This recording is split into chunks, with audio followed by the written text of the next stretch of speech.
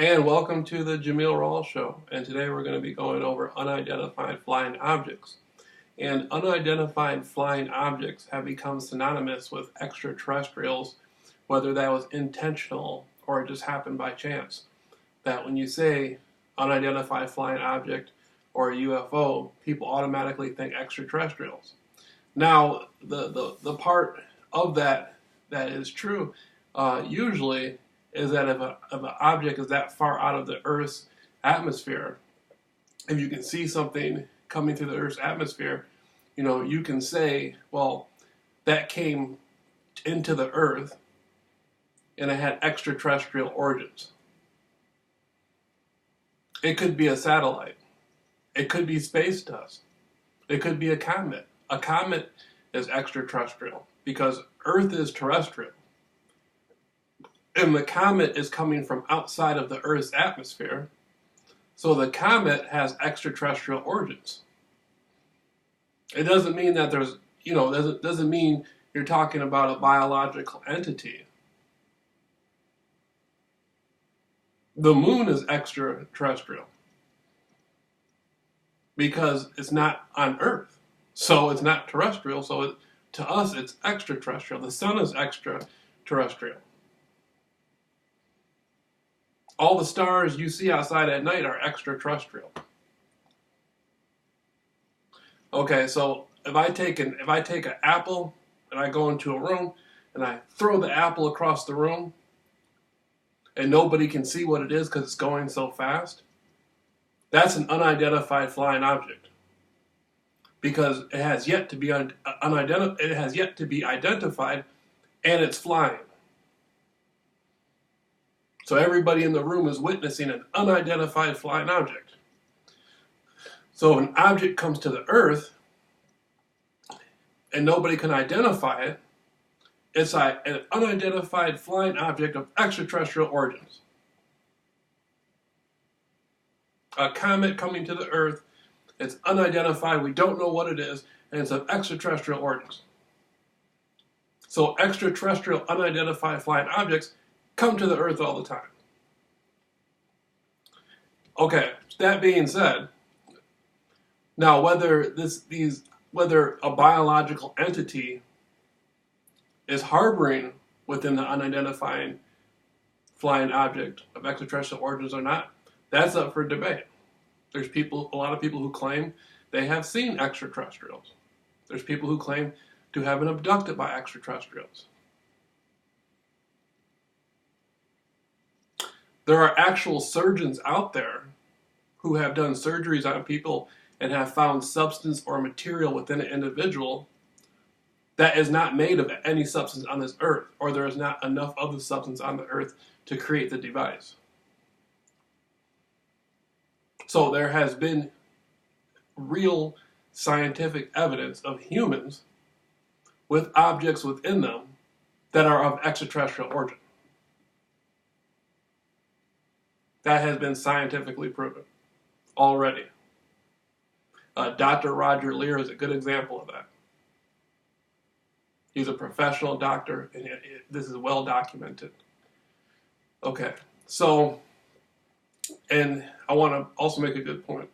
The Bible is a good reference for unidentified and extraterrestrial activity. A lot of people say they read the Bible every day. They believe it word for word. Well, the book of Ezekiel is a good book to start at. When it talks about Ezekiel and the whirling wheels.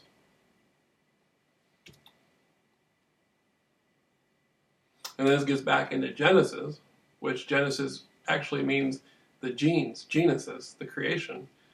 And in book of Genesis, it always talks about people coming from the heavens.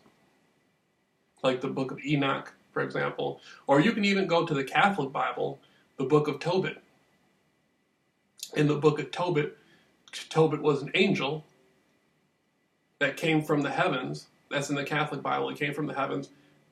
Then he came to earth and he was hanging out in Egypt. So there's stories in the Bible. And before the Council of Nicaea got together and took books out of the Bible, there was a lot more books to the Bible. Like in the Vatican archives, They talk about the giants of the old world, and even with Revelations, the war in heavens with Archangel Michael and all this stuff. The Bible's full of accounts of non-terrestrial, extraterrestrial beings. A lot of people call them angels, that live outside of the earth, but have a habit of coming to the earth. So the Bible's full of extraterrestrial activity. Okay? So now, getting into unidentified flying objects, we're going to go back to the 1950s. Okay? Back in the 1950s, even before that, back in the 1950s, there was a gigantic storm of unidentified flying object accounts going on. Now, I'm from Muskegon, Michigan, and I remember my grandmother explaining to me that all her friends, everybody that lived by Lake Michigan in Muskegon, saw unidentified flying objects often. And I used to ask my grandfather, being in the Air Force and all that, he thought that was fascinating, and I used to hear him talk about it, and I used to hear him ask questions of the older people who grew up down by the lake. Part of my family grew up by the lake in Muskegon for many years. So they would say, well, it was just a light. That's what my grandmother would say. It was just, I seen something moving in the sky, but it was just a light. I saw the light moving.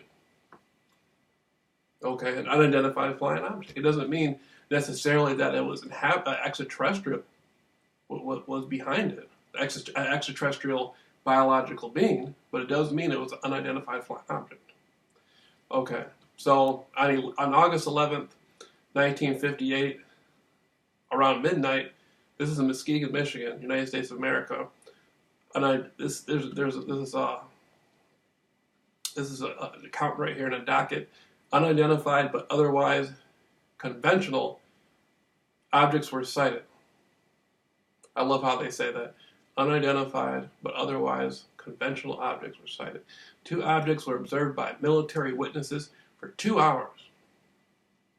So in Muskegon, Michigan, August 11th, 1958, two military witnesses encountered 2 identified flying objects. Okay.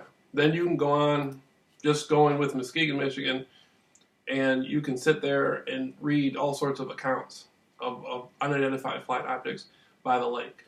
I've seen them myself on a few different accounts. I recorded some of the activity, and I've had people who were with me who saw these unidentified flying objects with me.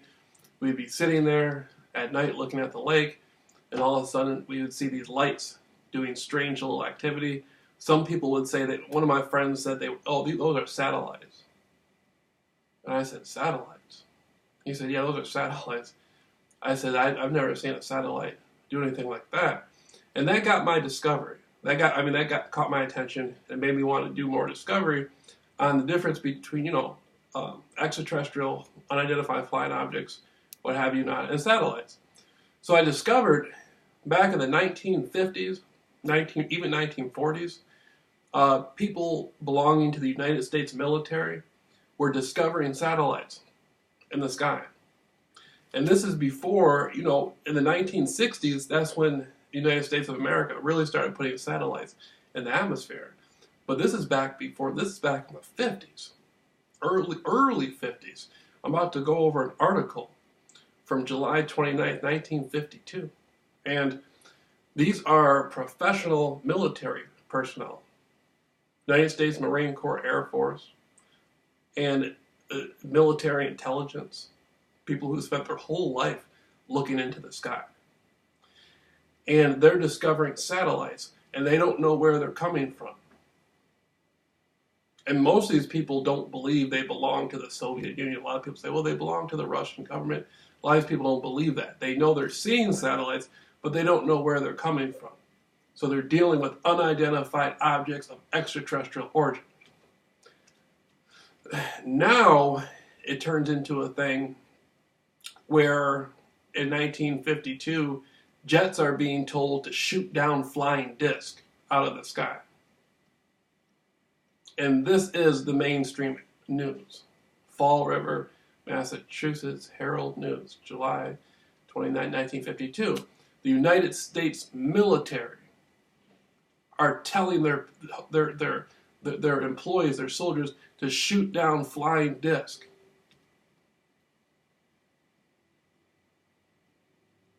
That's in black and white in the news. I'm going to put up a link for it too.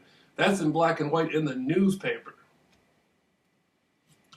So, Air Force puzzled but no longer skeptical. So,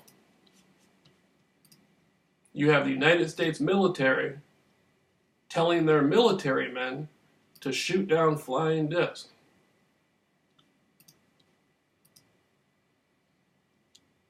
Okay. Jets told to shoot down flying disc. Air Force puzzled but no longer skeptical. By Daryl Carwood, Washington. The Air Force alarm. Oh, this article is so old. Let me make sure I'm reading. I want to make sure I get every word right.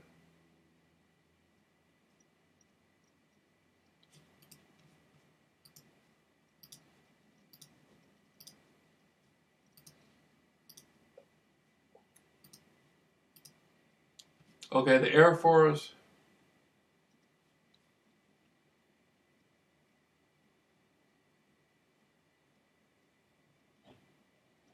I want to say alarm, but anyway, I'm going to put a link up.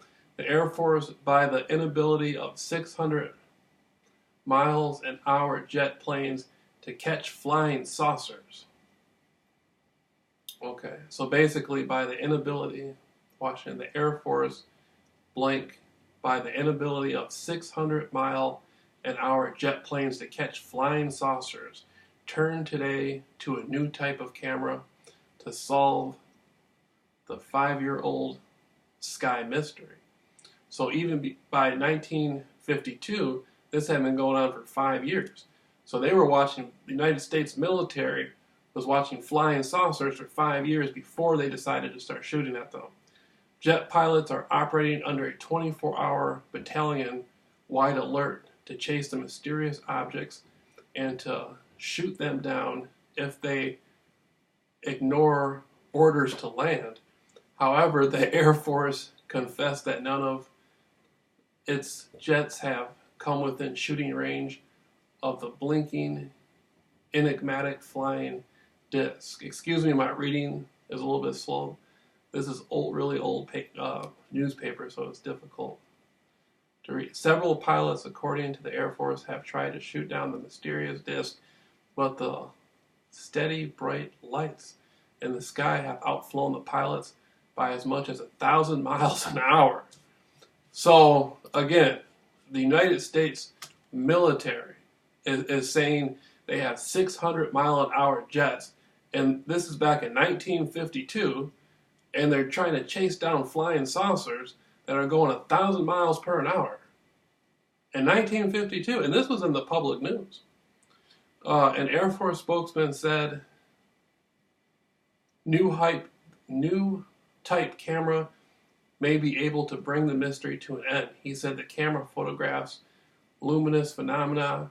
It uses the principle employed by astronomers in determining the composition and stars. Air Force scientists hope to determine the physical makeup of the phenomenon and identify its source.